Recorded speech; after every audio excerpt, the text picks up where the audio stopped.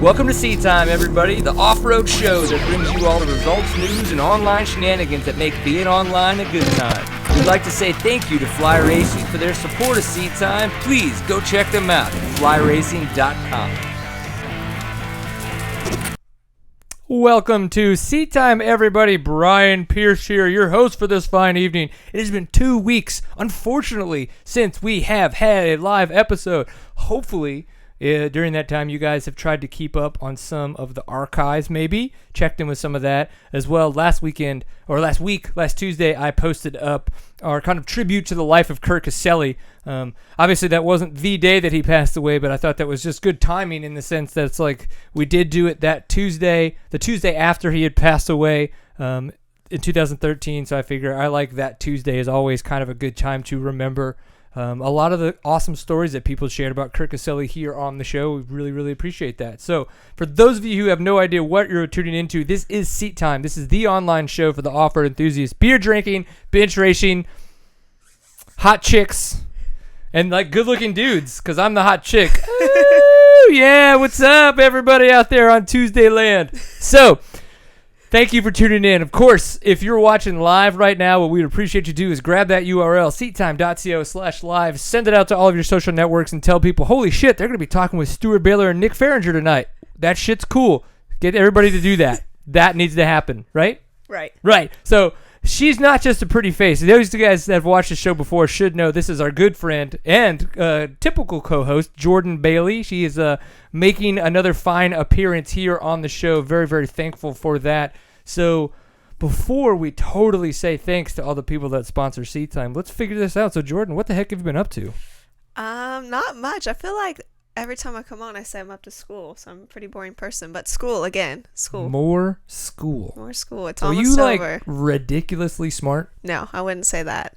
I mean, I'm smarter average. than me. Probably not. You're 23? 22. 22. You're 22 years old. And how many years of college? Well, you're in college as if you were 19, though, right? I mean, yeah. Because you raced. I started a little late, yeah. Yeah, that's okay. Yeah. But are you having fun in college?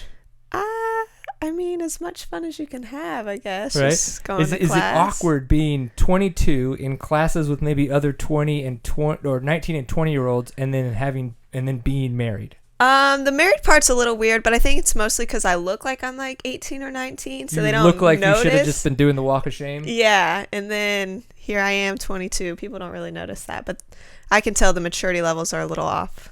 Yeah. I remember. Yeah. Let's not even talk about this guy at 22. That was an interesting sight for sure.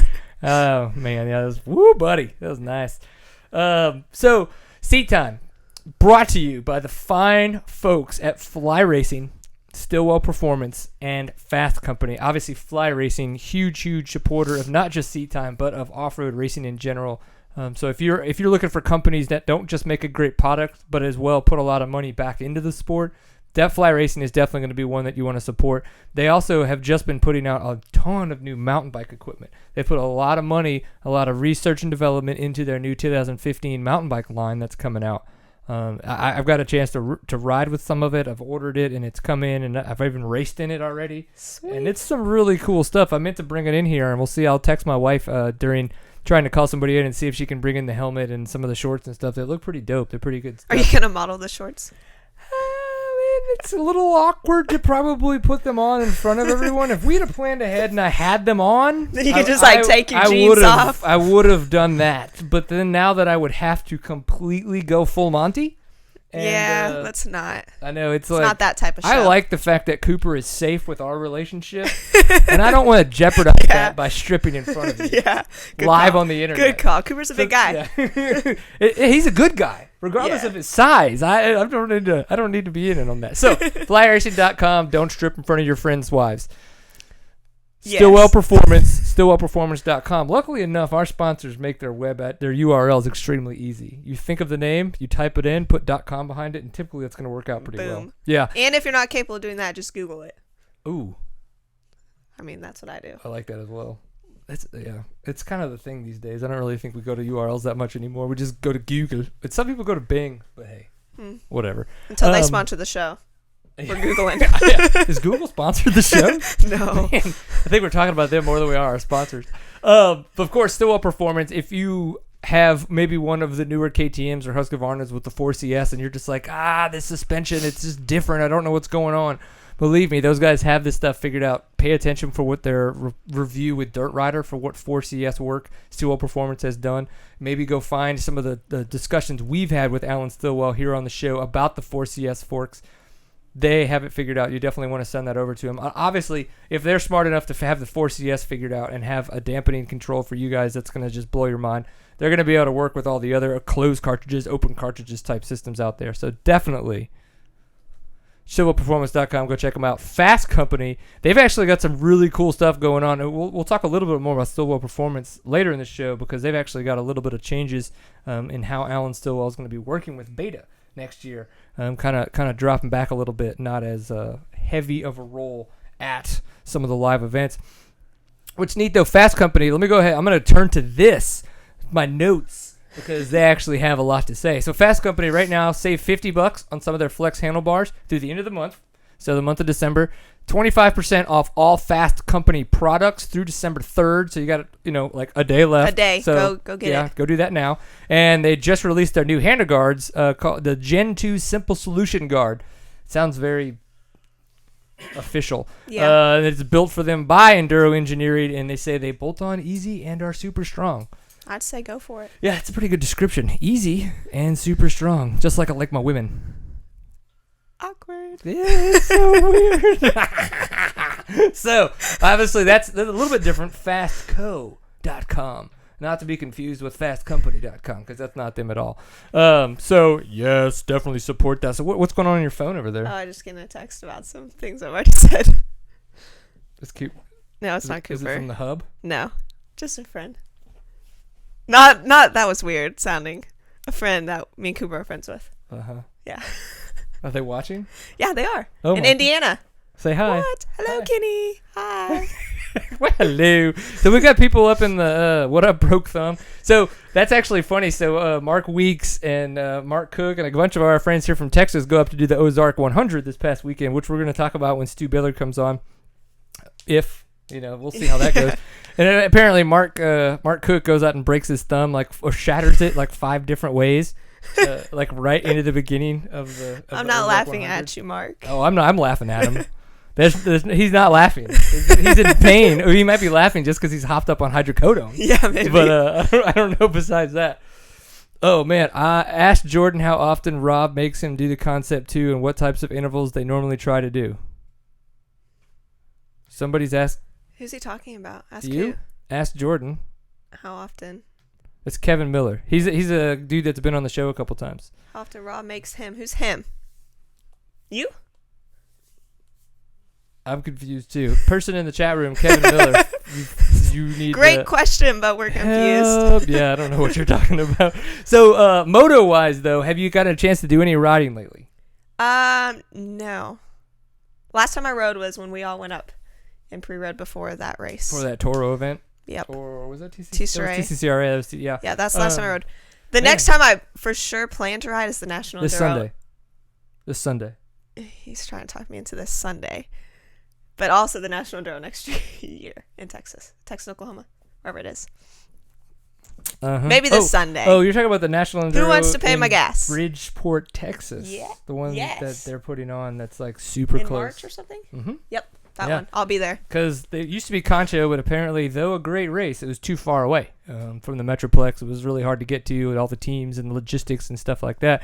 So they were like, hey, can we find a place closer to the Metroplex? Apparently, they were looking at some properties just north of Texas into Oklahoma, or Bridgeport. Which is awesome. Archie thinks that he can make it happen. Make it work. I think he can. They're doing the event this weekend. So Archie Talaferro, Red River Dirt Rider, big trail boss, if you will, for a lot of what went on at Last Man Standing. Yep. So anybody who knows or been out there or watched some of the footage, I mean, he is one of the main layer routerers of that event. So the guy knows what he's doing. Really cool guy. This weekend, he's helped a lot of the Red River Dirt Riders that have kind of moved over to a different property up in Callisburg, Texas. They're going to have round 6, the Bartow Ranch Enduro this Sunday. and they took what typically has, I don't know, 8 to 10 miles of cross-country racing on it and made it into 45 ground mile enduro. And I say 45 racing miles, not 45 ground miles, and we only race like half of that. Okay. Like, this is 45 race miles. Oh, sweet. Out at that property. So if anybody's in the North Texas or South Oklahoma or looking for a race they want to attend this weekend, it's going to be an awesome time. You don't need to be a TSEC member. You can be if you want to have points paying, but if you want to just go out there and have fun like myself, I'm not a TSEC member this year just because of all the craziness that goes on with having our third kid and, money and all that kinds of stuff and the logistics with that. But I'm going to be out there on Sunday. I'd look forward to meeting anybody that wants to come out there and have fun with us. I think I'm going to be on row 25. Fahringer's going to be on 32. Yeah, because Nick Fahringer's going to be out there. Yeah, Nick Fahringer. So that's pretty cool. So everyone should go. Yeah, I'm excited about that. And apparently Nick Fahringer is putting on kind of an Enduro 101, Enduro 101 class there on Saturday, I think 4 p.m. out at the property. So if you're going to come to the race, don't just show up, for the 8 o'clock riders meeting on Sunday. Come out Saturday night, do that class with Fahringer, which should be really cool. Yeah, ask him questions, meet him. Or just stare at him. I think he likes that. He's into that. Maybe. Awkward. I don't know. That's what I do. It always goes over really well. Starstruck. Yeah. I just going to say hi to you. Other than that, what else have I been up to? 2 weeks. Have I been riding that much? So I did the mountain bike enduro. That was a lot of fun. It was really cool, actually. I mean, that was really cool. I've already put 2 mountain bike enduros that are happening in Arkansas next year on my schedule. Like, nice. The fam and I, we're going to borrow the RV again if my parents are down for it. So what's like travel. A mountain bike enduro versus just regular mountain bike race? Think about the national enduro format, and it's that. So you have like tests. You transfer to what they call stages. Okay. And then when you're at the stage, it's all time based. So they say go, and then you have a transponder, and you break, the timing beam, start your time, and you go and you haul butt and go as fast as you can in said section. Yeah. And then when you break the beam, that ends your time. But then you transition to the next section. So it's just like really it's really a lot of like the national enduro format that we have here in the States. One thing though I've found is that on the national enduro, if you wanted to take the they give you a crap ton of time. In the transitions. It feels like anyway. Now, obviously, if you had a mechanical and really had to fix something, you wouldn't. You'd be stressed and worried about time. But typically, you can just kind of, mosey and you're totally fine. On a lot of the enduros, now not the one we did down in Burnett, but in a lot of other enduro series, when you end a stage, you only have X amount of time from your end time to make it in to the start of the next stage. So even if you rail through there, right? So. The idea is that you're not going to be going 100% by any means in the transitions, but you're needing to have a good trail pace. Yeah. And you think about the cycling aspect of it. A good trail pace cycling takes a lot more out of you, I think, than just a good trail pace. Say like for enduro type single track. Now, we could get into the specifics of the type of trail and the elevation and crap like that. But overall, I think, that kind of that pedaling aspect of just like go. And I think with enduros too is the idea is to try to transition to a higher elevation so that then the stage is majority downhill. Okay. So, they try to get it around 75 to 90% downhill. So you're also got to think about the fact that the transitions then are typically climbs. Uphill. Yeah. So it's pretty taxing in like those a lot of transitions, work. but it's a lot of fun, man. Oh my God! Somebody just said first time seeing the pompadour and they're digging it. Pompadour. Yeah. So you're a chick. Yes. We figured this out. We've had this discussion before. Check. Married to a guy. That's always a plus too. So I've cut my hair. Yes. And it's just radically different. Yeah, and it looks very nice. As a woman, a 22-year-old lady of the world, how did I do? It looks really good. I like it. I am seeing a little gray though. Oh no, that's not a little gray. It's a lot of gray. There's gray. It's funny. I had a lot of people ask me. They're like, "Well, did you cut it so short on the sides to hide your gray?" And I was like, "Yep, you caught me. That's exactly why." Yet I left all the beard hair that has gray in it. If you wanted so to you lose totally the gray, called you me should have out. dyed it. Yeah, I was like, "You guys are dumb." No, it looks really good. Very hip. I mean that in the best possible way, since you obviously didn't like that compliment. I mean that in the most, you're totally cool, but not a douchebag way. Yeah, not a douchebag. I mean, I'm sure you can be a douchebag, but I don't know. Okay, so we figured it out. The Kevin Miller, this is a thought that you were the other Jordan Bailey that races motocross. I wish I could say that was the first time that's happened. Really? Yeah, it's really happened before. People have been like, I saw you in this sweet video at Loretta's. I was like, no, you didn't. No. Yeah, that was a pretty good GNCC video. What? Yeah. What do you mean? Wrong, Jordan Bailey. That's a dude. I'm a chick. Yeah, they definitely need to pay more attention because, I mean, one, if you're not watching the show and you're just kind of listening through YouTube, nah. I mean, my voice is kind of manly. Like, I've always said that my whole life, so. Laugh? My voice. Your whole laugh? You heard it, didn't you? Yeah. It came, yeah, that country twang came out. No. Was it Argyle? Yep. I'm not going to say it because I probably say it really country. What? Nope. The A word? Argle. That word. Let's see. Is there anything else going on there? Okay. I know he's right on the grass track. Didn't even make it to the woods. So, Mark Cook. Mark Cook on the grass track. It was funny. Third corner, Mark Weeks says. Third corner from the start? That's no fun at all. From the start. Hey, while we keep talking, have we heard anything from Baylor? Still updating. Okay, will do. He's having to update his Skype. Yep. Yikes. Because people can't do that before the show. They got to do it. Talking to you. Yeah, Mr. Person of the night. So let's talk a little bit about the Ozark 100, though. So that happened this past weekend. The three stages, three different stages that Mark Cook didn't get to ride any of, apparently. 3 corners. That's just sad. Steward Baylor came in with the win, which is really cool. I think he got first, then he got second, and then he got first again. Yep. In that last one. And it sounds like in the night event that it was kind of Steward Baylor on his own. On his own. Like he kind of was able to. Okay, just go delete it from the. Kind of check out a little bit. The beginning, yeah. Yeah. So this Ozark 100 is a lot like the Last Man Standing, from what I could tell.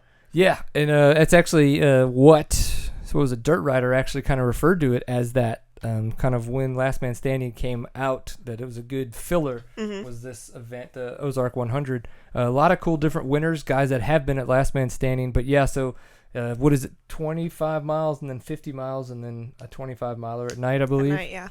Something of the sort. We had the promoter on 2 weeks ago. It was neat to find out that it's one of those things like for the day events, it's really something that anybody could go out and do. Like a B rider could go and ride the course. It's going to be tough, but it's not stuff they can't make. Right? Yeah. It's not impossible. It's not Last Man Standing at that point. It's where you get into the night stuff, and then they bring in something special was what they called one of the tests. It lit up with all the spectators and stuff like that. It looked ridiculously cool to be a spectator. Yeah. Yeah, I don't know too much about so Baylor was busy counting his money. Damn, that is harsh. I guess we just said something bad about him. What? Sorry for luck. No, I think we were making fun of Mark. Is that Mark? Sure. Sorry, Mark. How else would you spell Cook? COOK. That's true. Not KOCH. There's I want to ask you, but at the same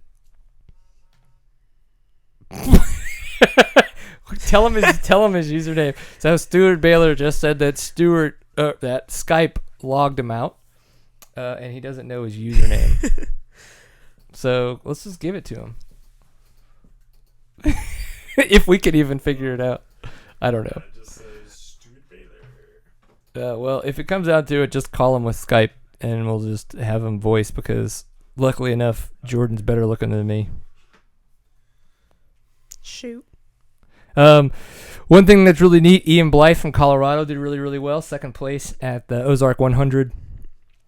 Now, he was supposed to be racing a lot of the GNCC series this past year. Unfortunately, had an injury earlier on while training. He's supposed to be riding with the KR4 guys. Now that he's kind of come back from his injury, healed up, rehabbed, riding, racing, Doing well. Doing really well. I mean, he kicked butt at the rally that he did down in Australia. Won the free ride to the Dakar. Oh, that he's sweet. going to be on the Pan Am team there with the Rally Management Services, Dave Peckham and those guys. Super cool guys. Just in case you want to learn more about rally, go check them out. So, I mean, and then doing really well here. Yeah. I mean, it seems like 2015 could be a great year for Ian. Is he still going to be on the KR4? I don't know. That's a good question. We could find that out. Let's see if he's in my list of peoples that might exist. In his list of really cool friends. That's what it really says. Notice how you're not on there? Oh, burn. I am. Are you? You got lucky. Let's see what he says. So third place, Nick Fahringer, who's going to be on the show a little bit later. I mean, unless maybe he won't answer either, or will have issues and can't figure something out. But it's going to be interesting. Congrats to him on third place. But I look forward to kind of seeing what they thought of the events. It would have been fun to be able to go up there, but unfortunately, that's just such a haul. And as we were saying, like money, time, school. Man, work. when you want to make all these events, it's so super tough. I did sign up for the TKO though.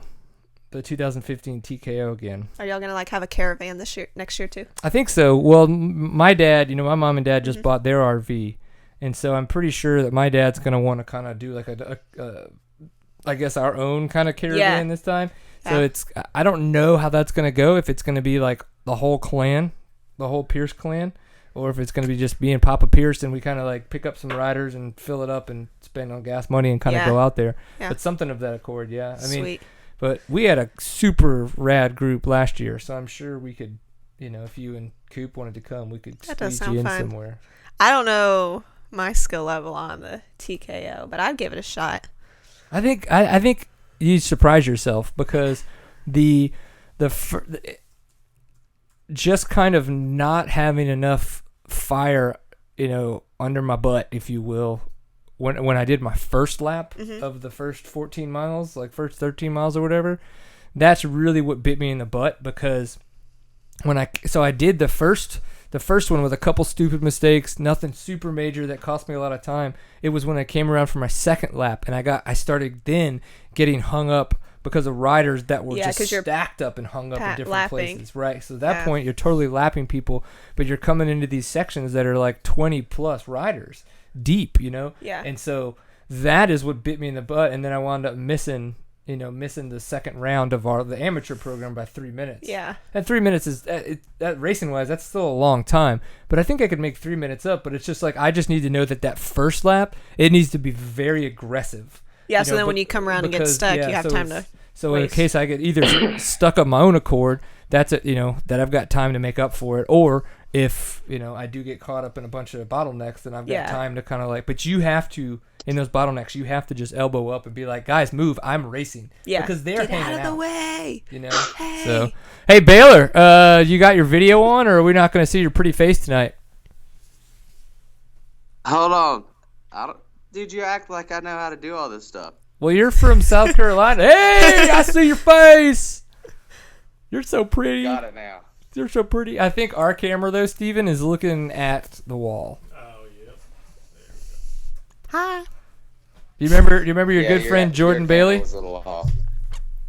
Bro. Huh? He said our camera's off. Shout out Skylar Allen for me. You got it. I don't know what that's for, but hey, chat room it up, buddy. Be excited in the chat room, and I'll be excited for you. So, Steward Baylor, are you there? Yeah. Can you hear me? We came in like stepbrothers. Got Hensley here. Nice. What's up, dude? Hey, it's Walter White. It's like job interview day with all the new stepbrothers. It really is. It's like, hey, is it okay if I sneak in there and try to get me one too? There's a silent M in your name, right, Brian? I'm very like confused. Brianama.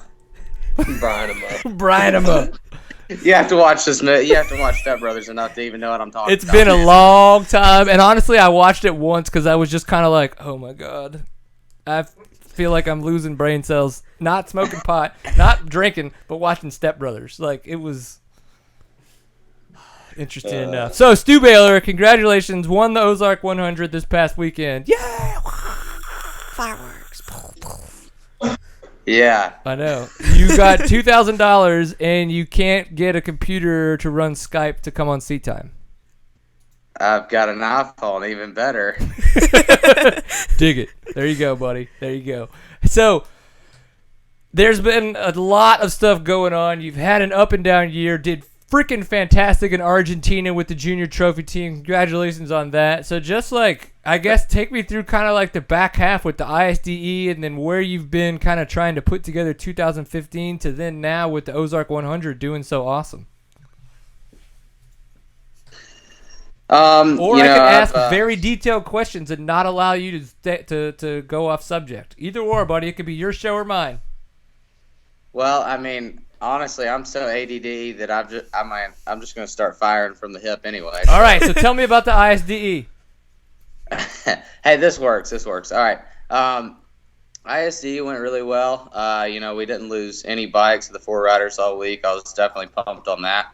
Had a couple crashes through the week. Everybody did, but it was just the survival of the fittest and the guys that actually paid attention to their filters. I mean, you had to be a good mechanic as well as a good racer. So, our whole team, we were worried about the filters every time we saw a check. So we were changing filters, 6 times a day at least. And at the end of the 6 days, it definitely helped. We weren't the guys stuck on the side of the track with I think 112 bikes in one day, right. And I can only imagine the rest of the week. So, it was pretty treacherous on the bikes. And I'm glad none of us lost any bikes, and everybody was able to ride consistent all week long.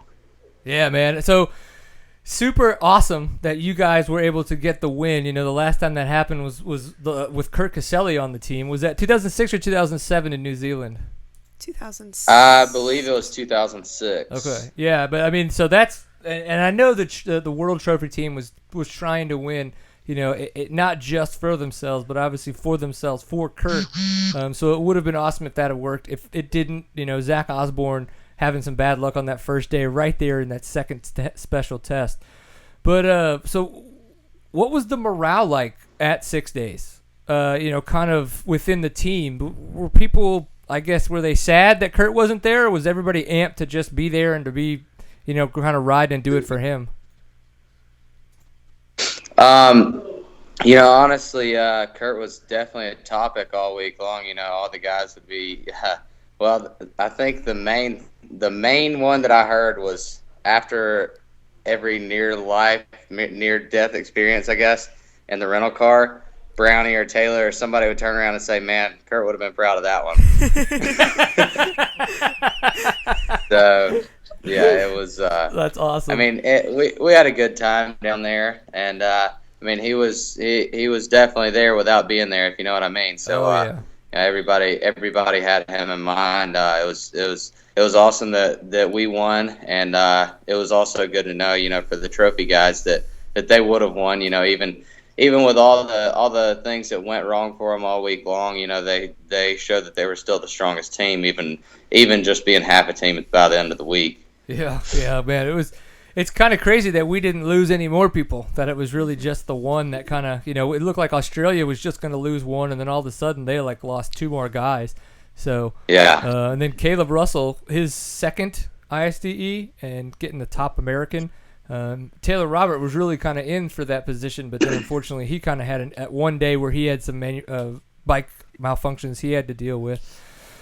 So then we kind of go into a lull where you're getting ready to do stuff for 2015, probably trying to work on things that are going to be more talked about either now on the show or later in the future, and getting ready for the Ozark 100. So what did that look like for you getting back from Argentina? Well,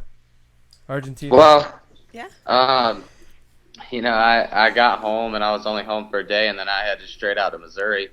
I went out to the western side of the state and did some deer hunting out here, and it was me and Corey McDonald, one of the Yamaha mechanics, and I think actually going to be my brother's mechanic for next year. So we came out, tried to kill a couple deer, and did a lot of riding at Midwest Extreme Park, and then headed over towards Springfield. Hung out here with the Hensleys and did some riding. rode some four-wheelers, did some awesome wheelies. Yeah. So, we just been playing all week, and then led up to the 100-miler, and I went in knowing that it wasn't going to be quite as easy as I came out thinking. Whenever I saw that Fahringer and Blythe were going to be there, and both of the guys were riding really well. We rode together. I think we raced for 5.5 hours roughly, and we rode together for the majority of that.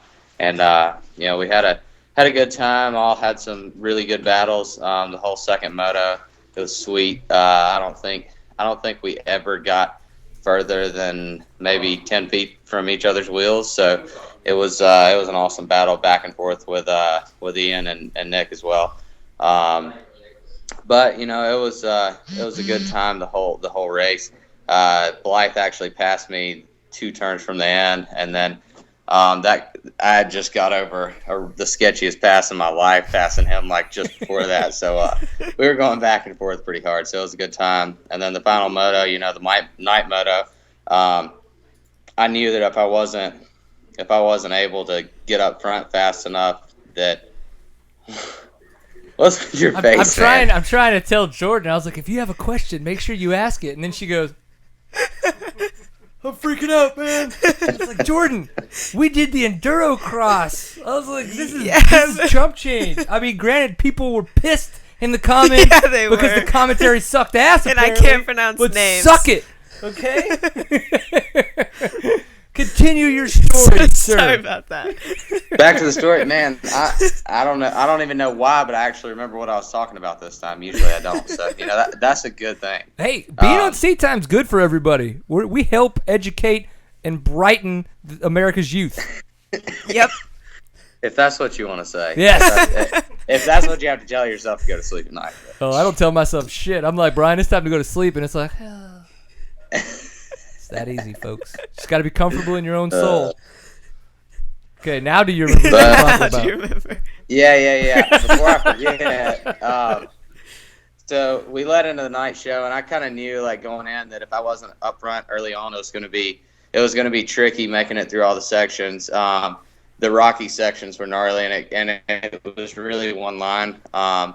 There were a couple options to lines out there, but if you weren't in that main line, you were definitely struggling. And the main line, even though it was the easiest line, it was still far from easy. And I knew if I was behind somebody, I'd lose whatever momentum I could have. And got up front early, tried to kind of check out before the first technical section, and I made it clean through there and just opened my gap up. Every lap, I added a little bit more time on the guys, but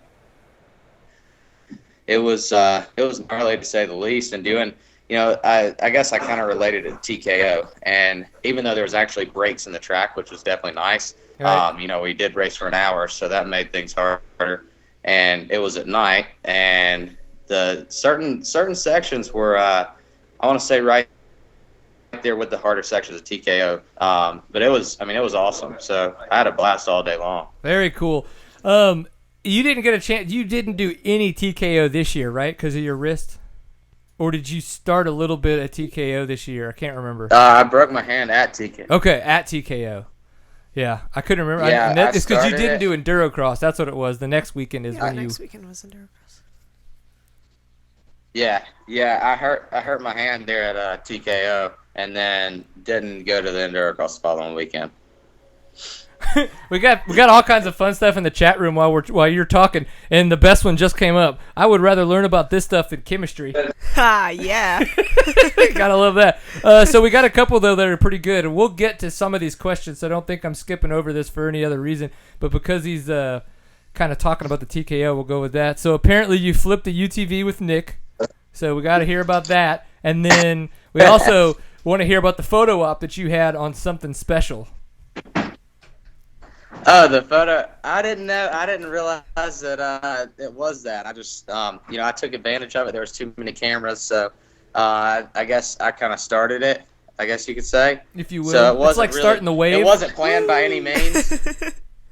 Yeah, I took the goggles off, and then I was getting halfway up it, and I got stuck again. And I saw Shan sitting there, so I'm like, Yeah, hanging off the back of the bike, like steam blowing up. So, no, it was a good time. There was a ton of people lining the hill. So, I definitely had to give the crowd something. Tossed some goggles, had a good time, and got some loud screams out of it, which is all I'm after. I hear that. That's just like my Saturday night. Because all the screams I get are 2-year-olds and 9-month-old. I'm not taking any more numbers. And you're like hiding your face, like, oh man, not this again. You're like, I don't want to, but okay. So you're saying that all the screams, I won't want them here in a few years. Oh, that is the darndest truth. You're just like, I want the most quietest quiet. Like you just like. You don't want a soundproof room because you're a drummer and you want to go record stuff. You want like a soundproof room so you could just go sit in it and hear absolutely nothing. Dude, you need to pick up deer hunting or something. Dude, I ride my dirt bike. What are you talking about? Me and my That's a lot of noise, That's why I have all my friends that ride mountain bikes and dirt bikes and run and stuff. They all listen to music when they do this. And that is the farthest from what I want, because like those are the times when I literally just want to like completely space out. Like, and if I think about work or I think about all that stuff, fine, but I don't want even like music. Like, I just want nothing. I can't deer hunt though. I'll be honest. Like, I honestly, I'd rather just go out there and sit in the woods and go camping than deer hunt. If I know I'm killing the deer for my family and for food, I'm cool with it. I personally just. Not that I have an issue with other people hunting. I'm like, I can't fucking shoot a deer, man. I can't do it. It's Bambi. Like, I don't have the heart for it. I'm the V word. I'm just not going to say it because Jordan's here. Thank you. So, well, I'm respectful-ish. See, even my dirt bike's more like a job too. So, for you, yeah. I've got to have something even to get away from that. So, deer hunting's good for me. It's like the only time I'm not doing anything. I hear that. So now about the flipped UTV. Yeah. So we the place where we went out and rode on the western side of the state is owned by Bill Graham, who we met out here a couple weeks ago, and he said, "Hey, I'm doing a big barbecue." This was the day after the 100-miler, and he said, come up, hang out with us. We just made a new track out here behind the shop. I've got a live band going.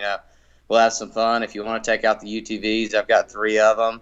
It'll be a good time. And Nick went like straight from smile ear to ear, ready to go, hopping on this UTV. And as we were pulling off, we took a lot of gravel out of this parking lot.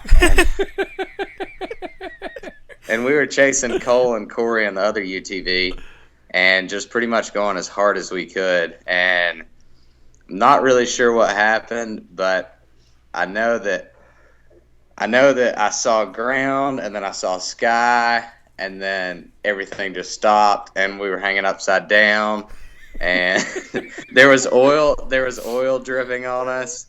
The first thing I was thinking of was the first UTV race at the GNCC. Somebody stuck their arm out, broke their arm whenever they went to flip. So I knew we were flipping. Like it was like the most slow motion thing. So I ball up in the feet off position, and I'm hanging there upside down with oil dripping on me, still staying in that position. And Nick just dropped straight out on his face, and he hops out, and he's like, "Man, that was some crazy wasn't it?" And I was like. I was still hanging there at this point, and I'm like, dude, I need to get a picture right now while I'm hanging upside down, just because what if Corey and them don't come up here before we get it flipped back over? Right. We've got to have some kind of evidence.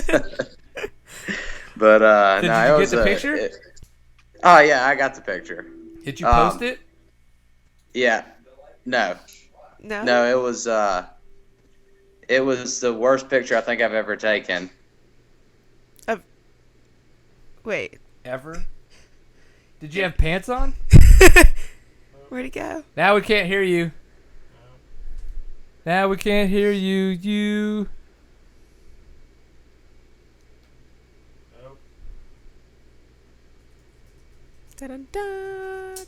And now he's screwed it up.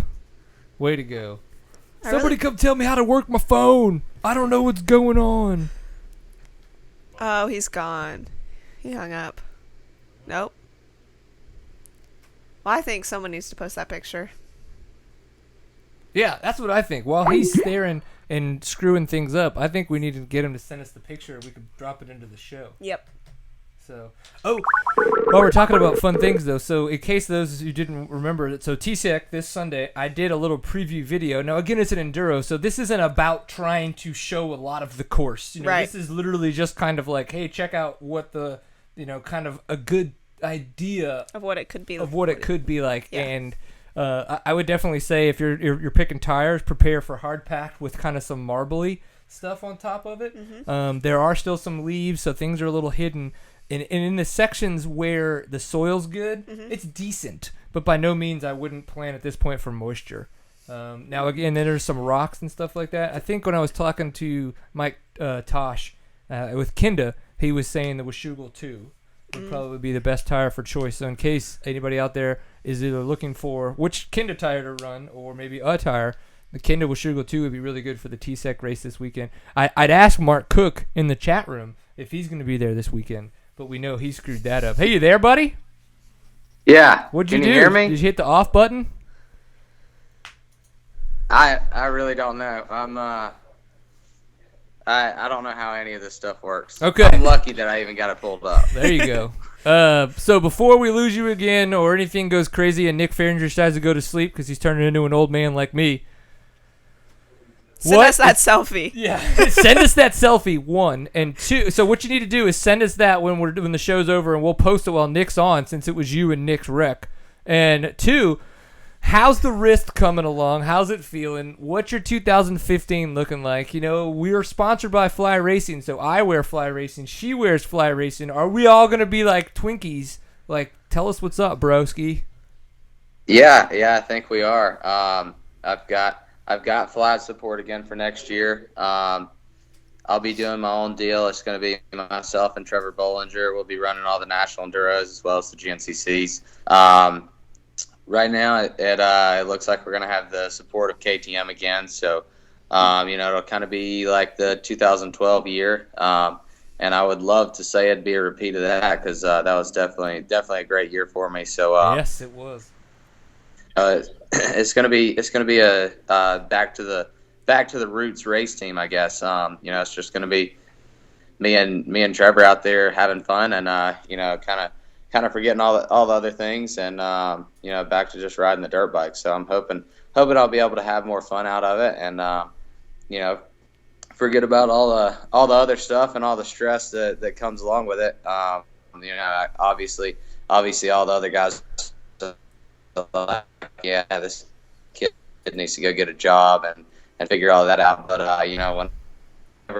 whenever anything does become a job, it's definitely stressful. So at this point, it's been the last 17 years of my life. So it's all I know. But whenever you don't lose, it's or whenever you don't win and you start losing, kind of like I have for the last couple of years, it takes a lot out of you. So I've had a lot of stress, and it's definitely been tough trying to come back from the injury. But right now, everything's looking good. The race, like I said, was 5.5 hours long, and my fingers got sore. But that's the only thing that if that's the only thing that I have to deal with, I can definitely deal with that for next year. Obviously, it wasn't 3 hours of constant pounding like GNCC will be, but I think I'm moving in the right direction. My last couple of GNCCs, I was getting stronger as the race went on. So hopefully for next year, everything keeps moving that way. Okay. It's really interesting with the fact that your brother making such a big switch. I think a big switch anyway. Having been kind of what we've seen on KTMs for so long and kind of in that support role and what a lot of people expected him to work into the XC1, kind of 450 role there at KTM. And then he gets announced on the Blue Crew, which we're kind of thinking is a new name or a new formal name or whatever. But how did all that come about? Has that kind of been something that's in the works for a while, do you think, with your brother, or last minute decision? Or well, I think that AmPro has been looking for a rider that they can kind of groom, such as KTM has been so good at doing. So I think with Grant being 17 and doing as well as he is, it'd be a good opportunity for the Yamaha team, and it's also good for Grant.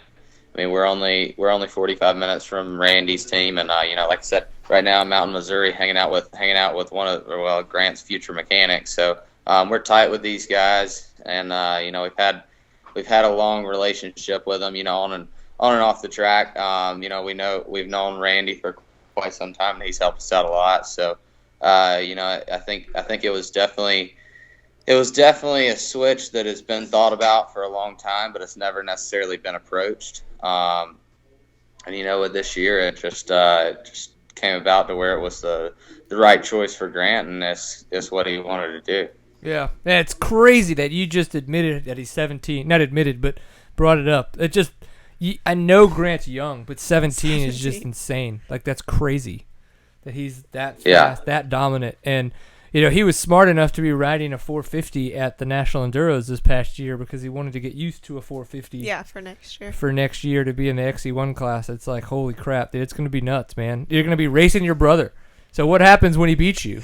Are you just going to just hang it up? I mean, I had to get used to it this year. Last year I didn't race all season long, so I didn't really, I had never gotten beat by him. And then this past year, it was like half the races he beat me, and there towards the end of the season, I started coming back around, and I showed him who was still the dominant one, but it was everything I had, and it was in the back of my mind the whole time. Like I could see pit boards that Dad or Alan would be giving Grant, and it'd say minus 30 seconds to Steward, and they'd have him down by their hip whenever I came by, and I'm like, man, he's getting close. Like, this is going to be it. And I knew when it was coming. And then the best was at Ohio, the John Penn GNCC.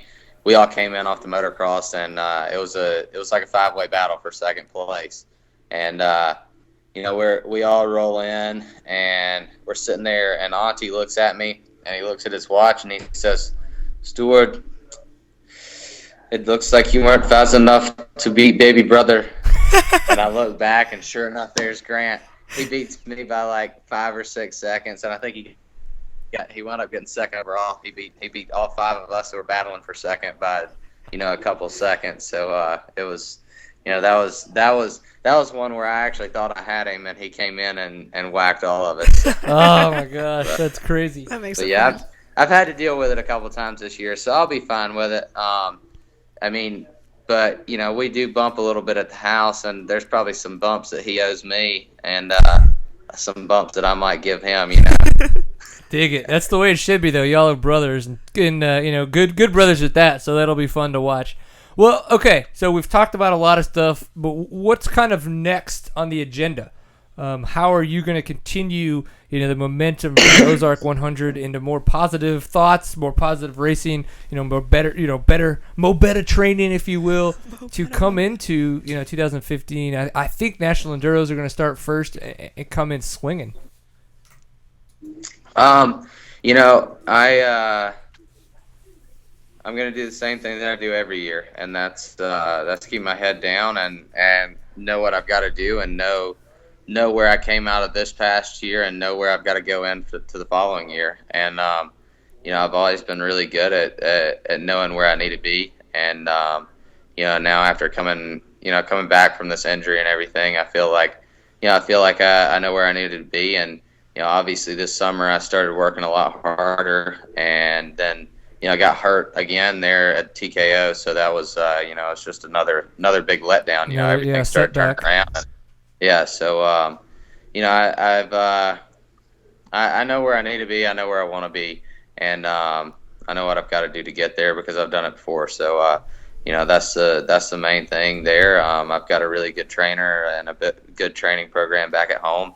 Going into the National Enduros, it's starting out in 2 South Carolina venues. So I'm pumped. Like these are 2 of the races where I did so well in 2012. Sumter, where we're going back to start off the season now, is kind of where I kicked off my 2012 season. That was the day that everybody called me a cheater, and I was able to walk away smiling from it. I loved it. It was just that much better. So That was kind of the start of that whole 2012 championship. So, going back there, the hometown crowd, the track that was my first race when I was 3 years old, it definitely means a lot. So I'm wanting to get that win there, and if I can do that, that's all the confidence that I'll need to pull me through the rest of the season. Awesome.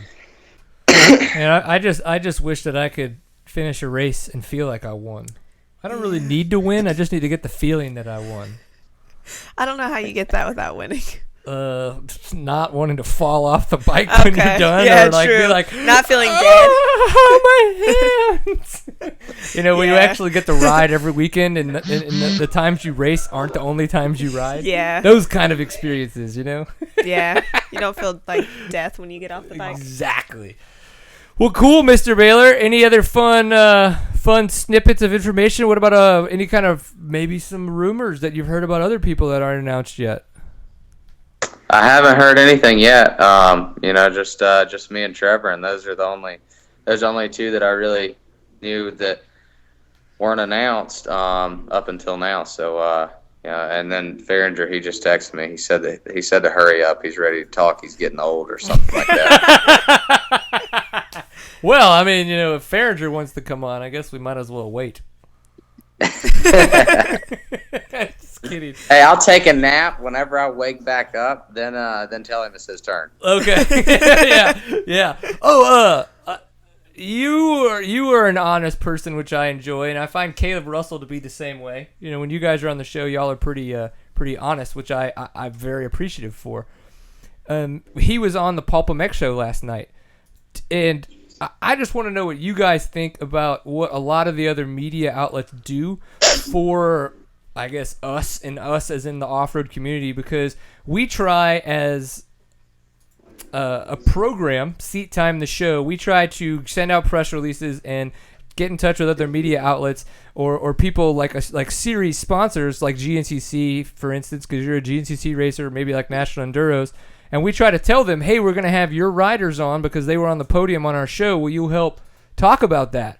And we never really get much of a response. But last night on the Pulp MX show, we noticed that GNCC and a bunch of other people were blowing up the fact that Caleb Russell, was coming on the show. And I just did like, what do you think we might need to do to try to find people that are going to help, I guess, maybe support us? I don't know if that's the right way to look at it, or the right question to ask. Maybe we're just a shitty show. But I didn't know if you had any input on like how we could possibly do that.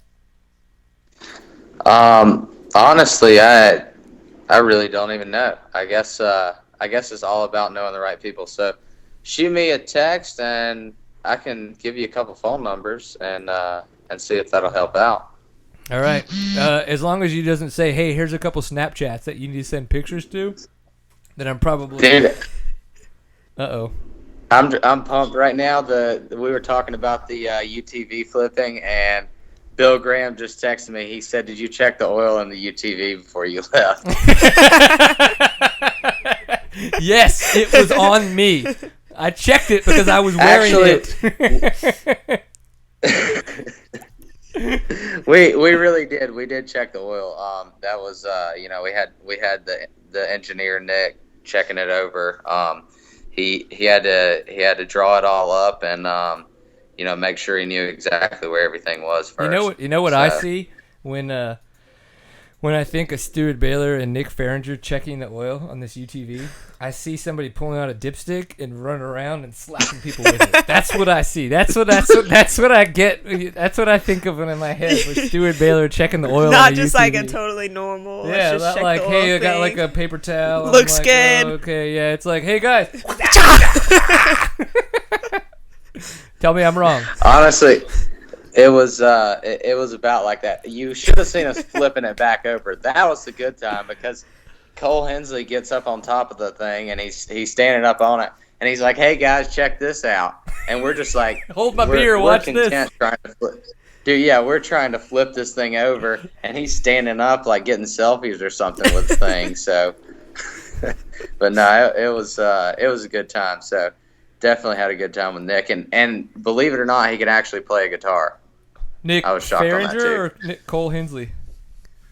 Nick. Nice. All right. We'll talk to him about his guitar playing skills too. Yeah. He He turned hasn't into texted you yet to tell you to get off the show.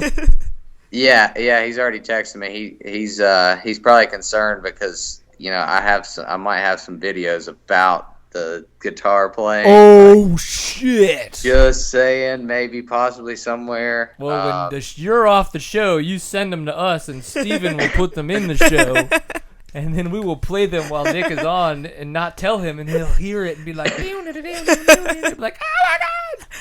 It'll be intense, bro. Well, I think he wouldn't mind if you guys posted it. I'll try to find the most embarrassing one. Like if there was one where he was pulling clothes off or something like that, like that's the one we're going to. Oh. So we're going viral, man. Once again, we should probably disclose we're not that type of show. Yeah, that's our Thursday night. Well, that's my Thursday night show. Jordan, don't put me in that. I am not a part of that. I have to steam clean the couch. But it happens. All right, Steward Baylor, thank you very much for coming on the show. Thank you for being who you are. We appreciate that. It's always a good time. Congrats on your win. Good luck next year, and I know we will be chatting soon, my friend. All right, thanks a lot. We'll talk soon. Later. Send us the videos and pictures. All right, got it. Later. Sweet. That was a good time. What'd you think? Yeah. Yeah, that really was. You're like, you check. Put a lot of pressure on me to give more than that. Yeah, it was really awesome. Oh God! Is there like a card over here? It's been a long week of school you're already. Like picking one-liners off of that I don't know is over there because I really need to pay more attention. I'm really sorry. Somewhere. Yeah, Stu's always a good time. I would agree. Yep. I would agree. I like how we get so much fun information. Luckily, our chat room, they were kind of cute us in on the UTV. Yeah. I think he would have kept that one secret without that's okay. That nudge. One thing that we definitely don't want to keep secret for those of you guys tuning in, teespring.com/seat-time-hoodie. So Seat Time hoodie. We are, for like another day or two, selling the Seat Time hoodies. So it's the fun Seat Time logo. That's on my back. That you can't really see well because it's on her back for Seat Time. So it's to help support the show. So please go check that out. Teespring.com/seat-time hoodie, but dashes between the words because I'm an idiot. You can just search it in the Teespring website. That's the way it works. Is that Shan Moore? Yeah! Shan Moore's on Seat Time! I'm just kidding. Nick Fahringer, dude, you look like you're wearing a button-up. No. Me? Yeah, like it's like the way the shadow was and stuff. It's looked like you had it looked like you had like a button-up shirt, but buttoned all the way up, so that it was like Vato style or something. Like I would go with your haircut. Shut up. Sorry. Classy. So, dude. See, I thought this was live. Oh yeah. Huh? I can say all that stuff I want to when it's live. We're live. This is what happens, Shan. This is why we're actually not a real show, because we just spitball it. Huh. But I think we do a pretty good job. Shan's like, I think I want to say, nope, I don't know. So Nick Fahringer, third place at the Ozark 100 this year. It looked like you were coming in for a close second, but you weren't able to take out Mr. Ian Blythe, either, pure racing or maybe in a dirty fashion, however you needed to do. Take a selfie as you're going up the hill and blind him with your flash. Anything could have worked. So what did you think of the event on your Husqvarna? I thought it was a cool event. I really didn't know it was going to be a moto format. We kind of showed up late, following the whole Thanksgiving dinner thing, and I'd blown the bike up the weekend before, and we had some new suspension coming in. So I thought we'll test through the day and battle it out in the main event. But when they said it was moto format, I was like, okay, we'll scratch the whole testing thing. And yeah. I got pretty beat up in the first moto, but the second moto I was dialed, and myself, Stu and Ian, we were railing just a freight train through the woods, and it was impressive how fast Ian was riding, and Stu was riding strong, and he was bonsai passing left and right, and I was just trying to hang in there and ride safe. I'm coming back from an injury myself, so I didn't want to overdo it, but I was able to ride strong, and it was a lot of fun. Very cool. Yeah, the main event there at night, I had a little better ride there and kind of yo-yoed back and forth while Stu led the whole thing. I'd catch him at the bottom of some hills while he'd get unstuck, and I'd get stuck and try to run them down in the night, and just kind of did that until the end of it. So, man, there was a video and I think it was probably just a fan on something special or on one of the other special tests, and it looked like it was you kind of. It was from Ryder's right side, and it looked like you, but I didn't know if you were there because earlier in the day I saw a picture of you with your lights, but you were talking about the River Run GP, and I was like, I'm so confused. It looks like it's at the Ozark 100, but then as I watched it, I was like, that looks like a Husky. It's a guy in moose. I'm going to guess that it's Nick Fahringer, so that's kind of like, I was like, oh, cool, he's there. So, I mean, is it an event you'd come back to? Would you classify as this kind of as a hard enduro? What do you think? I'll definitely come back. It wasn't what I expected. I thought it would be more of a straight up just gnarliness start to finish, but honestly, it was more of a really fun, flowy, moderately technical, really rough trail with a few technical elements thrown in, and they kind of concentrated the technical stuff as the race went. So, yeah, I plan on coming back, and I've paid attention to it over the years and always wanted to come, but never really had the motivation after Thanksgiving weekend when, the season's winding down.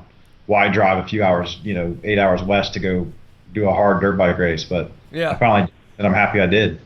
Yeah, well, very cool, man. Yeah, and you're going to be coming to the TSEC race this weekend, right? I am. That's so super cool. So, I mean, I don't know if this is good or bad for you, but I'm super excited that we actually get to hang out again in person. Yeah. Yes. He sounds like a stalker. Hey man, I got my bromance has to continuously move around so that way no one person feels like they're getting too much attention, Yeah, keep it fair. Keep it fair. I like to freak more than one person out a year, honestly. It's just just more fun that way. So, what are your thoughts on the event this weekend? I noticed that you're going to be doing an Enduro 101 class on Saturday beforehand, and you're going to be on row 32, so you're going to be behind me, so you're going to have to pass me. So, I mean, there's a lot to think about. Yeah, I noticed there's 8 sections, so that's eight chances I get to eat your roost until I stuff you. Oh, I'm way nicer than that. I don't know what you're talking about. But no, I don't know much about the event. I do know I'm doing a Enduro 1-on-1. I don't entirely know what that entails, but I'm going to be there at 4 p.m. Love it. I'm pretty sure I'm supposed to help those who are not familiar with the restart format get comfortable with it, which pretty much I'm just going to have them hand me their ICOs. I'm going to chuck it in the recycling bin and tell them go have fun. Love it. That's good too. Yeah, I was wondering about that too because that's kind of how I figured out that you were going to be there. I saw the post, they asked me to go out and do the recon, which I did, and I talked with Archie and with Travis and all that, and I was like, oh, cool, yeah, you guys did a great job layout. It's going to be super fun. So, yesterday, I'm, tooling around the internet and see that TSEC posts this picture of you, and I'm like, hey, Nick, why is the TSEC logo by you? I talk to you when I see pictures of you, by the way, and just because of that creepy as I'm reading it, I'm like, oh, an Enduro 1, that's so cool, and then I'm like, wait, is he going to be at the, that's why I sent you that very cryptic text of, are you going to be at the race? Because I was like, this says you are. So, yeah, I mean, apparently you're doing something. Are you aware you're going to be at this race? You're given a 101 class. I don't know what it's going to entail either, but, I mean, I could be there as moral support if you need. I mean, that might be needed. I mean, my people told me I'm going to be there, so I'll be there. And Whoa, you have people? I'm just kidding. It's just me in a van. Okay, I was like, whoa, nobody is my people. My wife's pretty much my people. She tells me what to do and I laugh, but then do it anyway. So it's kind of the way it works, Shan's probably nodding his head. Yeah, that's how it goes.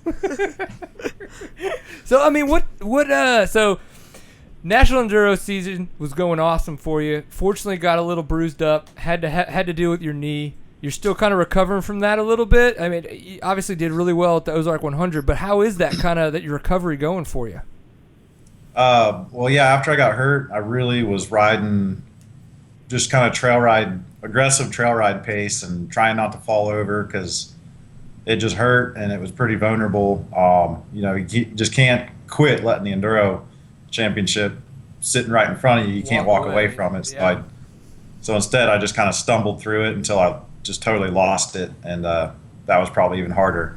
But I took a few months off and let the knee tighten up a good bit, and I'm still healing, but at the same time, they said, you're released. But I'm able to ride aggressive, but I'm not ready to go bush smashing and make passes yet. But I can ride and have fun and try and get back in the groove. So Right.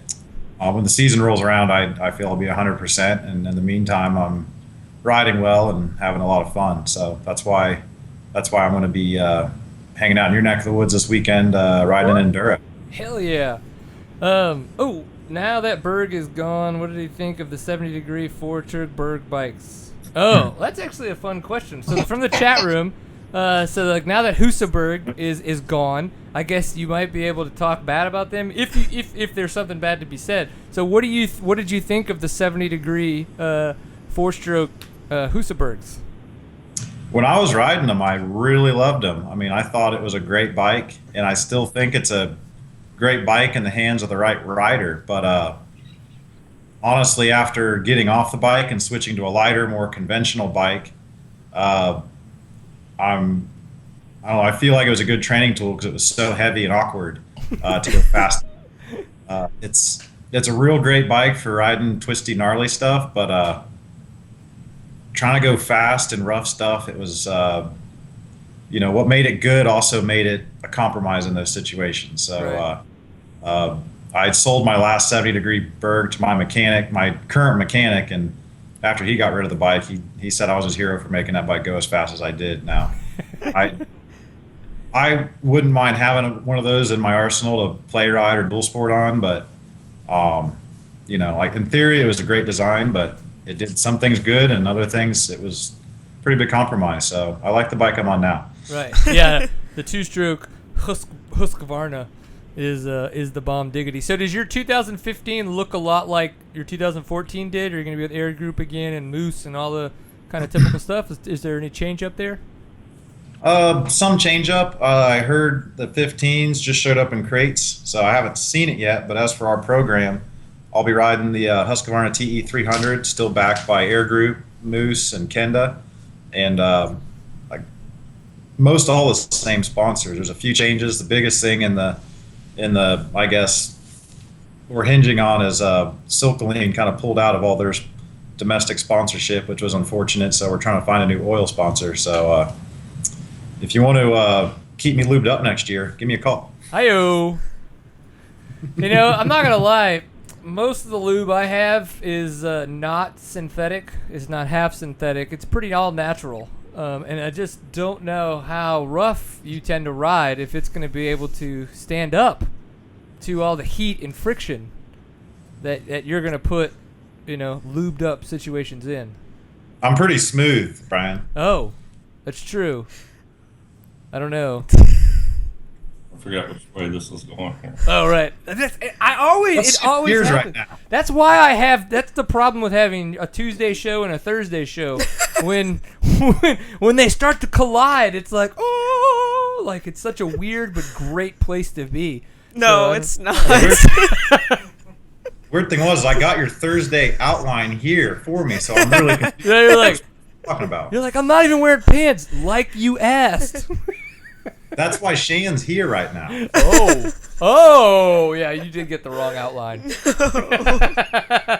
I love it. That was supposed to be Shane. There should have been an E. That Shane it's a girl. So it's awkward that Shane is a man next to you right now. That's who was knocking on the door earlier. Yeah. Away. She doesn't have any. Oh. She doesn't have any teeth. It's so weird. Okay, so I want to know kind of your thoughts on some of the fun stuff that's been going on in the moto industry. We've got a lot of neat news. One of the things I think is interesting though is we've talked Grant Baylor.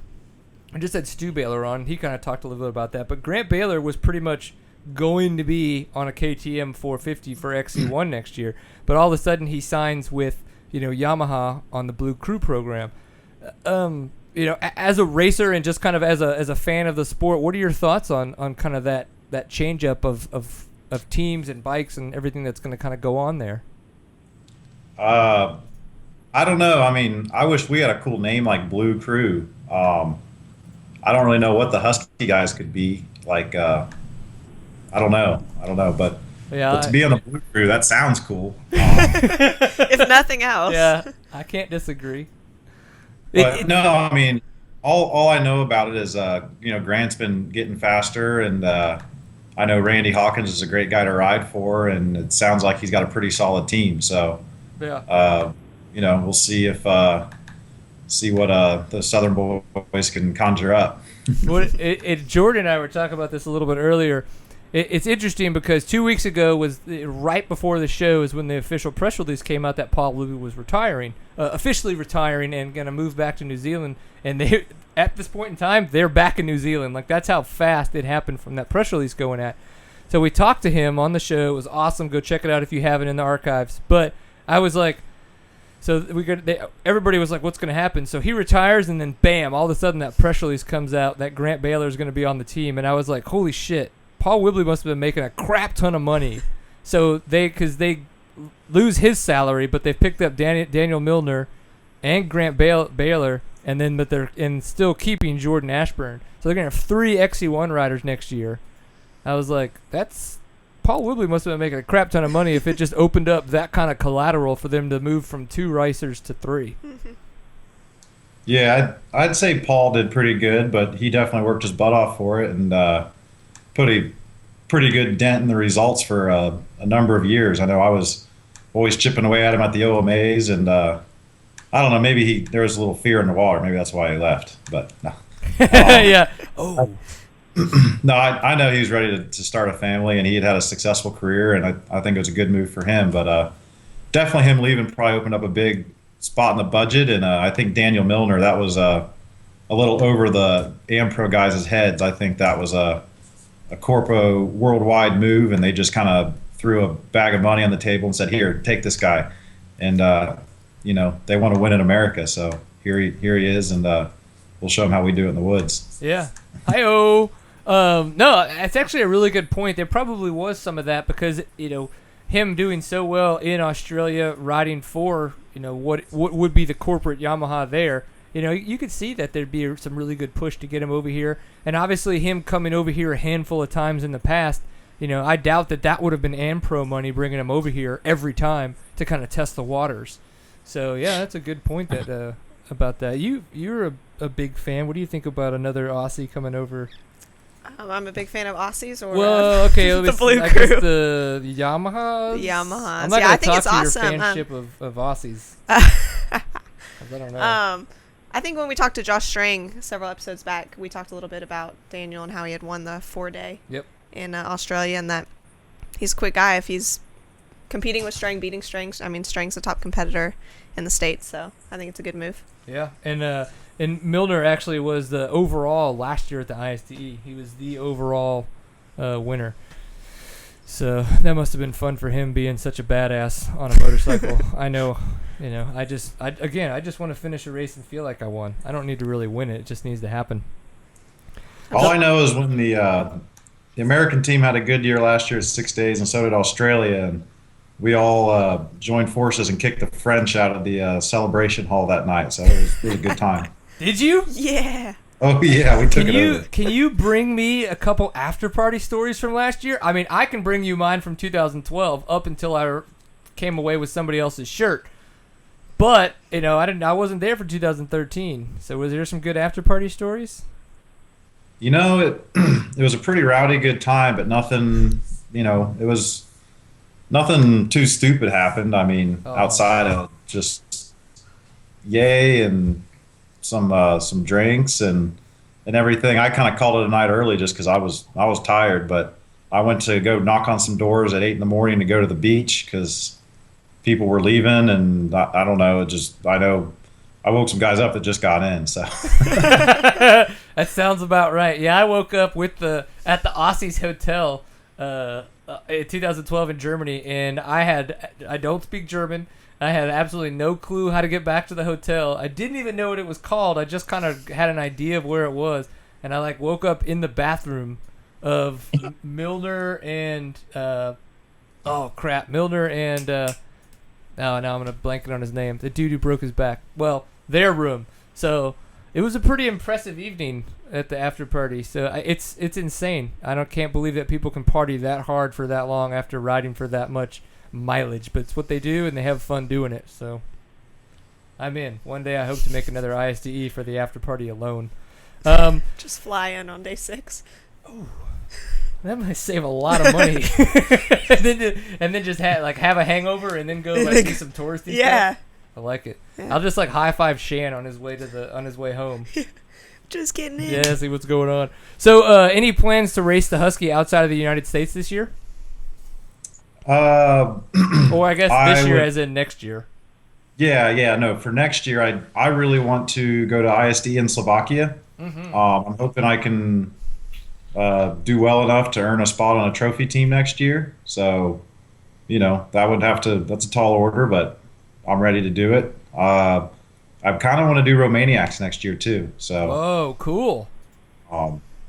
We'll do that, and then I'd love to get the chance to do a World Enduro, but I don't know who's paying for all this yet either. So. Right. Yeah. Should we put up a donation? Yeah. Well, if you could help us sell some Seat Time hoodies that are going to be on sale for the next 2 days, we could possibly give you a small percentage of that. And I say small just because it will be small. Just regardless of the percentage, even if it was all of it still won't be very much money. 100% of nothing, still nothing. That's true. I know, it's very unfortunate, but hey, we try to make it work. Slovakia is going to be bitching. And it's... Shan is probably going to know this. It's a very big anniversary for the ISDE too, isn't it, next year? Some weird, crazy number. Wasn't it the 89th, so it's going to be the 90th? 90th. I don't know. Cool. 900th anniversary. 90th. Yeah, 900th. It's not the Olympics. You said crazy. Well, wow. Coming out of left field with all these numbers. I don't do math. Okay. I don't do it well. I don't do math. So, Enduros, are you going to be doing OMAs next year? Any more GNCC action? Where are we going to see you in the States? National Enduros primarily, OMAs.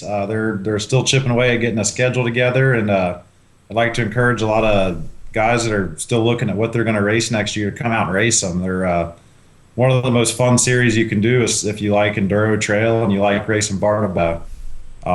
That's a good time, so I want to do those. And then I was told I'm not allowed to do too many GNCCs unless it's coming out of my pocket, so they're not very deep, so I probably won't do too many of those. There you go. Understandable. We just had a good question from the chat room, actually. He wanted to know your thoughts with the traditional enduros versus the new start control format. And they say new, but it's been around for a while. So. Yeah, I was going to say, how long has your chat room guy been asleep? Yeah, it's been a while.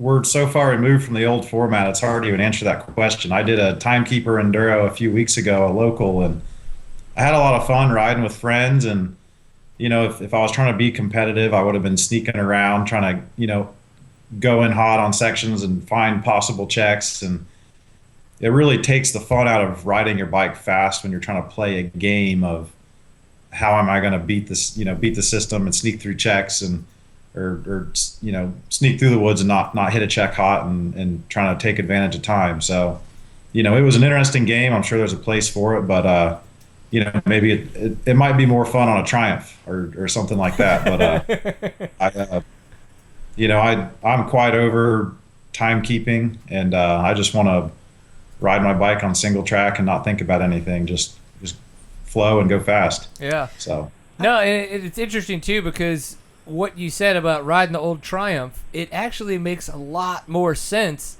that time would have been such a more factor on older machines like that because speed wasn't. There were guys obviously who could ride the older bikes fast, but there seemed to be a limit just because of the technology and the equipment. But now that it seems like the equipment isn't ever going to hold you back, and you can only go as fast as you mentally capably want to go. It kind of makes sense that the sport itself then too would kind of transition away from the keeping time aspect of what a traditional enduro was like. I don't know. Shan may be over there shaking his head, wanting to punch me through the screen, but he's nodding off right now. It's even better. Maybe I should just shut up then. I've got a question. An hour past my bedtime.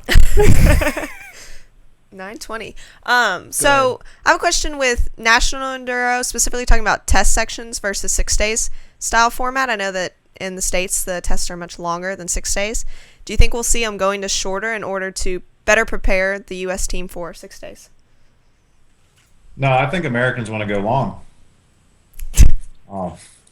No, honestly, I think for the National Enduro format, it's great to have a majority of the race be a long test section and then just start and stop them. And the whole stretch of 65, 70, 80, 100 miles is just single track racing. I mean, that's what it's all about. But I do think it's important, like we saw some sprint enduros come up over the late this last year, and I'm sure we'll see more of this next year. Yep. I'd like to see something happen with those where that, there's a lot of race series in the country right now, and it's kind of, I don't want it to be overwhelming, but I'd like to see more weight being put on the world enduro type format where we do sprint enduros, because we've got the best riders in the world here in this country, and I think the only reason we haven't won is a lack of experience and just trying to position ourselves to really just perform at their best. So I think we should do sprint enduros here. I think we should do it on FIM tires, and I think you shouldn't be allowed to have a mechanic tune your bike. I think you should show up and do it just like it's 6 days, and I think it'd be a good time. Yeah, it's so what are, and I mean, I think it sounds like you're saying all the sprint enduro stuff is extremely positive. I think it is, the full gas sprint enduro guys just announced that they went from their 1 race last year to 4 races for next year. So that's going to be cool. We don't know dates yet and super specifics. We do know 2 or 3 of the events, I believe, are in the South Carolina, North Carolina area, and one of them is in Indiana. No specific dates. Probably going to be not on a GNCC race weekend, because I believe that Jason Hooper still works for GNCC. He doesn't want to screw that up. And then we don't know yet if J-Day is going to expand their format. Maybe do a J-Day Sprint Enduro one day and then do their J-Day, kind of off-road event the next day. Would be a really cool way for everybody to get 2 days of racing in 2 different formats. Mm-hmm. So, I mean, sounds like you're super supportive of that. What else do you see growing, though? How else would we, grow that format? The cool thing about sprint enduros is I think it's going to really take off just being what it is.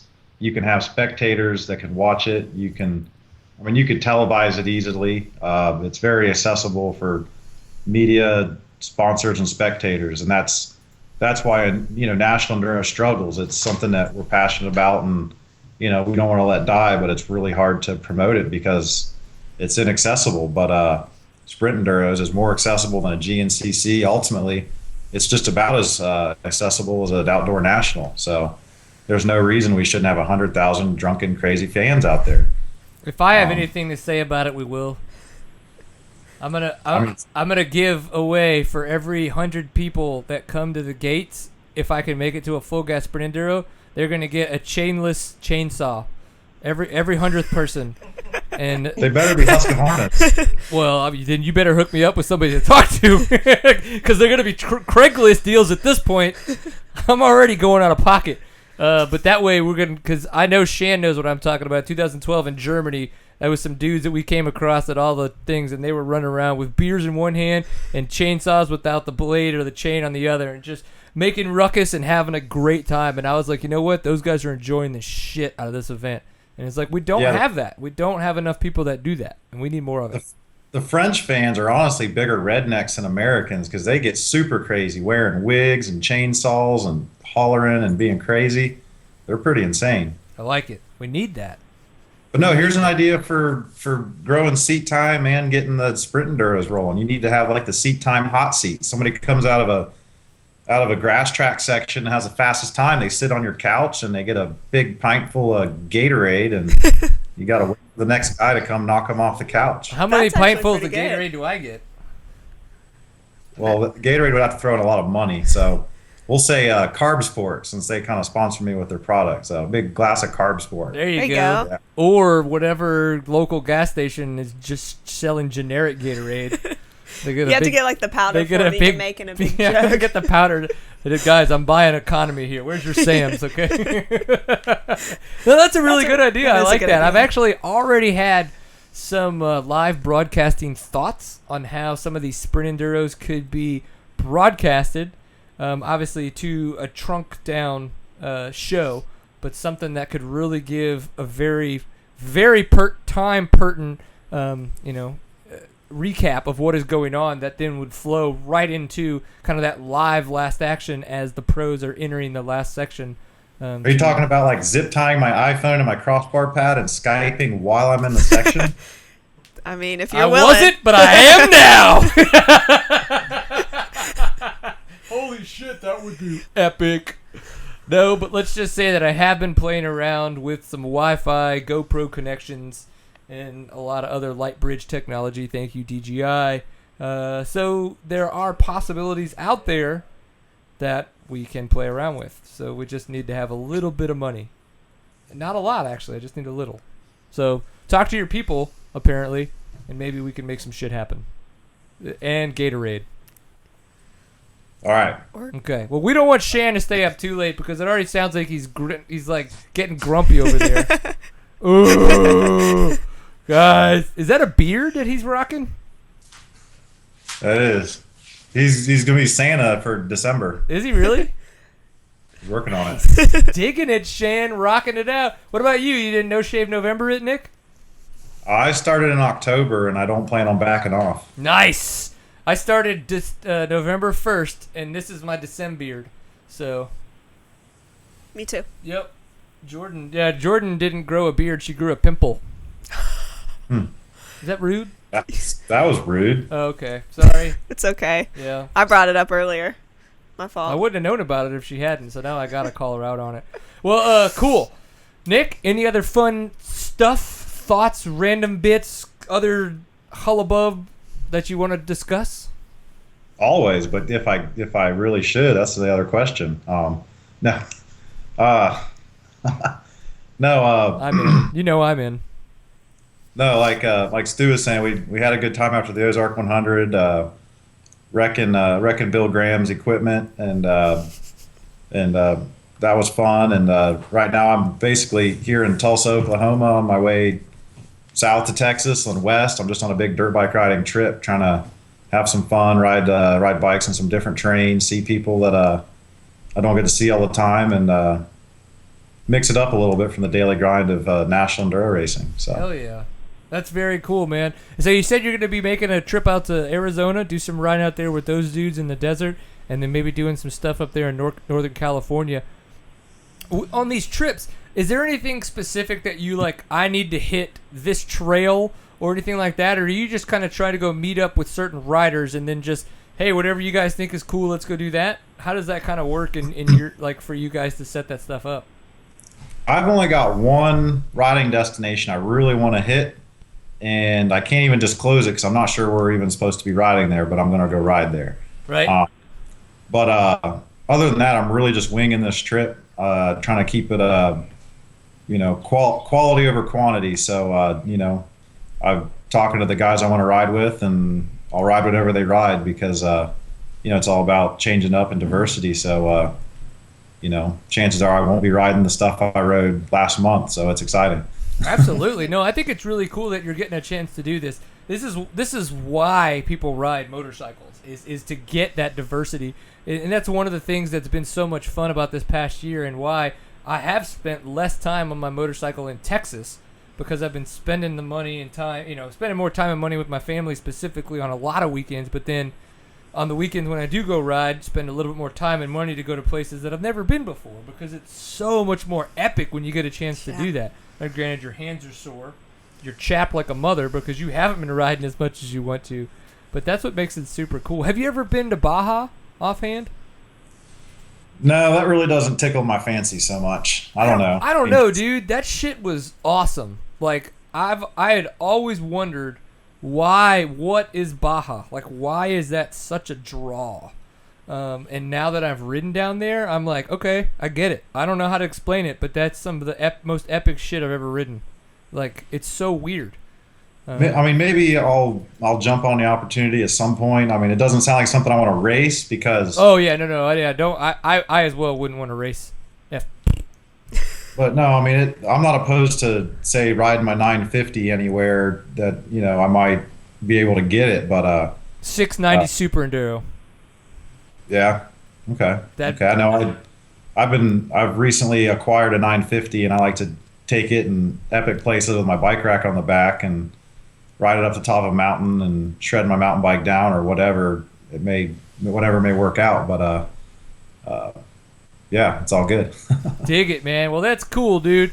Well, we hope you keep having fun. Good luck on your trip. Ride safe. Definitely lots of selfies, lots of pictures while you're out there. If you feel like zip tying your phone to your bar pad and giving us a little ring, leave us a message, bro. You call it. We're not here. You video message us something and we'll play it on the show. Do you have your guitar? Do you want to play it? No, I don't know what Stu's talking about. I'm not that good. I used to be good, but I've spent too much time riding and not playing, so it's like, I don't know. You've got calluses in all the wrong places now? Pretty much. Hey man, I'm a drummer, so I know exactly what you mean.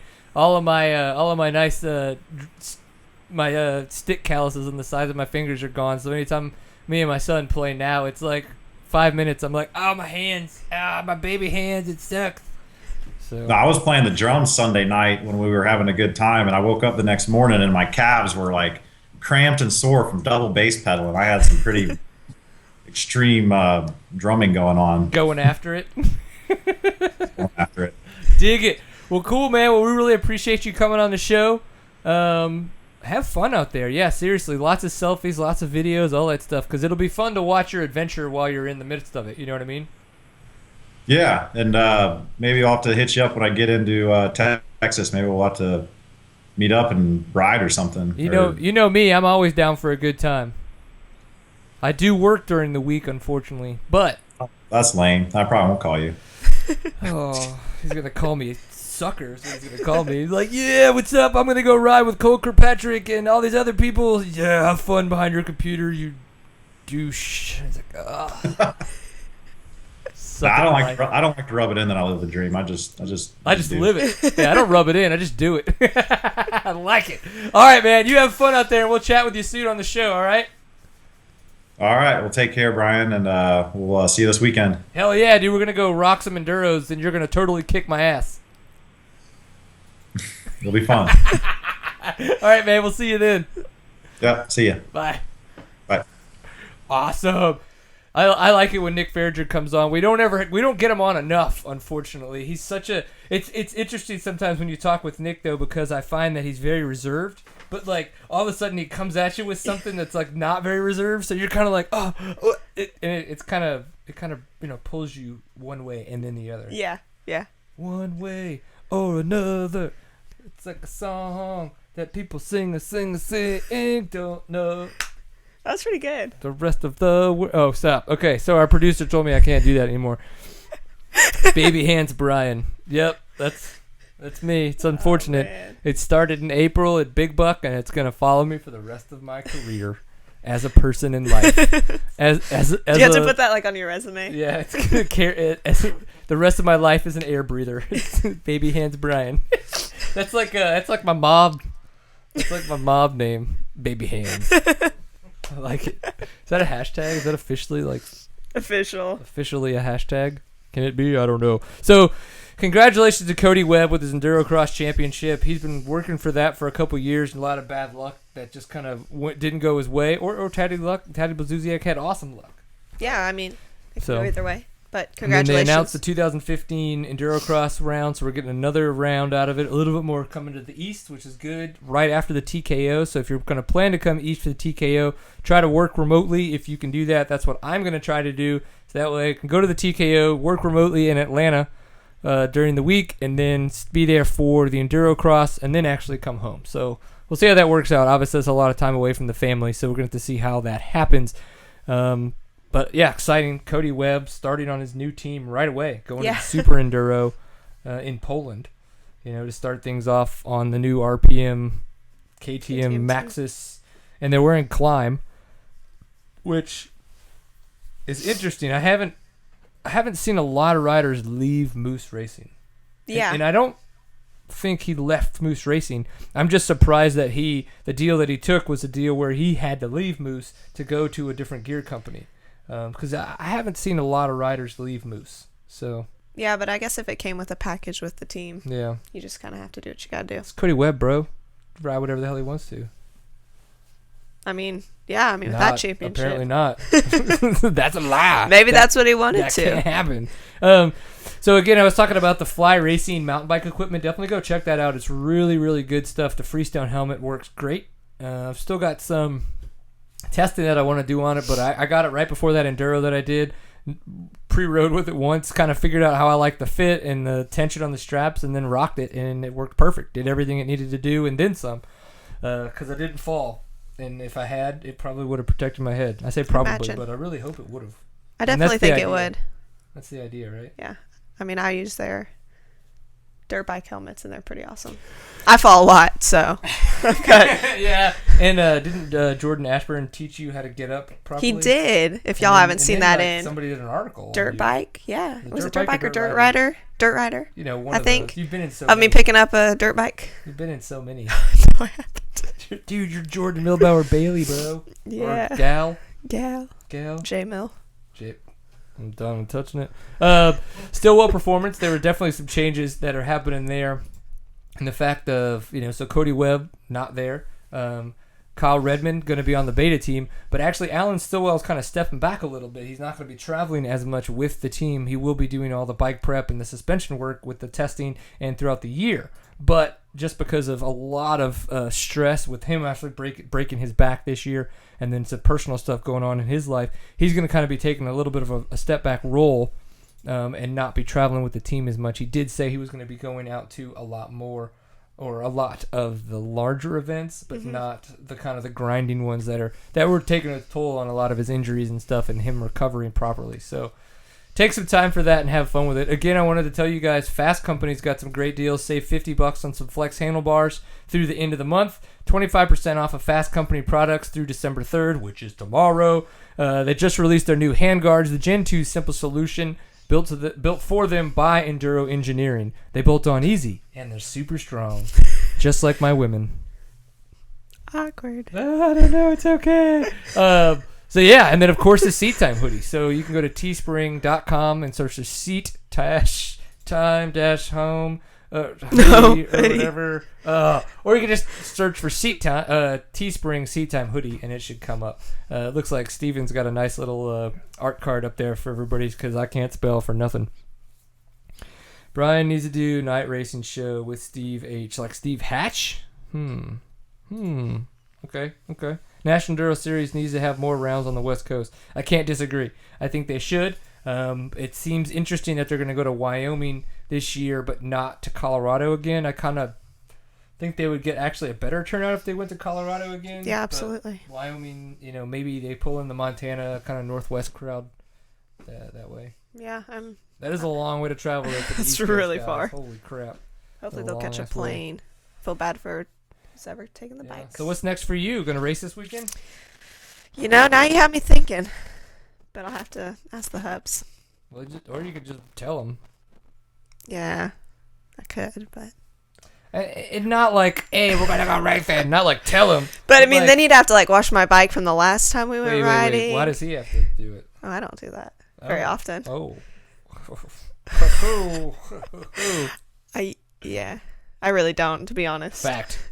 No, doesn't happen. I would say that I do, but I don't. So he does it all for I'm me. not a liar. He's awesome. I mean, I'm not a doer, and I'm not a liar. So what he said. So maybe we'd have to think about it. Finals are the next week, close. So well, that's why you need to ride. Get it out of the way. Yeah, I'll have to think about it. Maybe so. Row 25. You can hang out with me. Is there open space? I'm just telling you. Could we kick somebody out? Because then we could have the battle would be on, and I'm down for a competition. Why do we have to compete? Can't we just be friends? No, okay. We have to compete. All right, fine. The battle's on. Get on the road. You said that like I don't stand a chance. No, I say that like, why do we have to compete? Battle's on. I'm going to beat him. That's fine.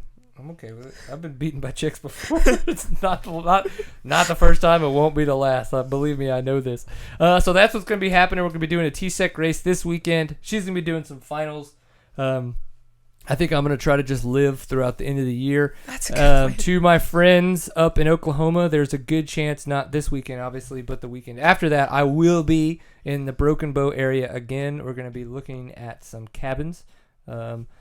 So if anybody's in the Oklahoma area and wants to hang out near Broken Bow, let me know in 2 weeks. I'll probably be up there with my father, maybe the madre as well, and hopefully the family. It really just depends on the kids and who wants to travel, and if it's a day trip or if it's a weekend trip and all that kinds of stuff. So seattime.co is the website. That's where we archive all the shows. That is where we go live from, which hopefully you are watching right now. Of course, you can find us on Facebook. We're on facebook.com/seattime. We are also on Twitter, twitter.com/seattime_co, because why not change it up? If we are on Instagram, Instagram is just seattime. One word, easy peasy, with easy.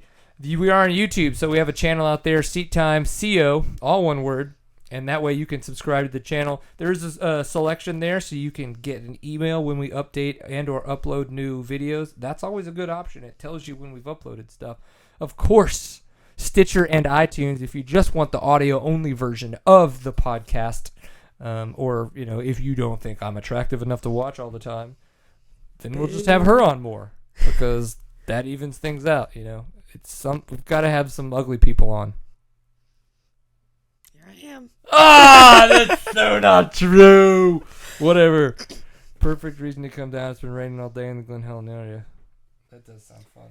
Glen Helen? Glen Helen with moisture?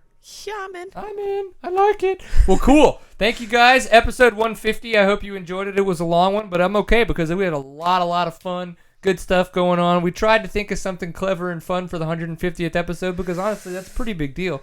But we didn't. With work, life, family, and just sometimes not giving a shit, it's really hard. So thank you for supporting Seat Time. Please go share the episode with people. We need to get the numbers up. That's just a hint. 2015 needs to be bigger, better, and more awesome. Make it happen. Thank you very much.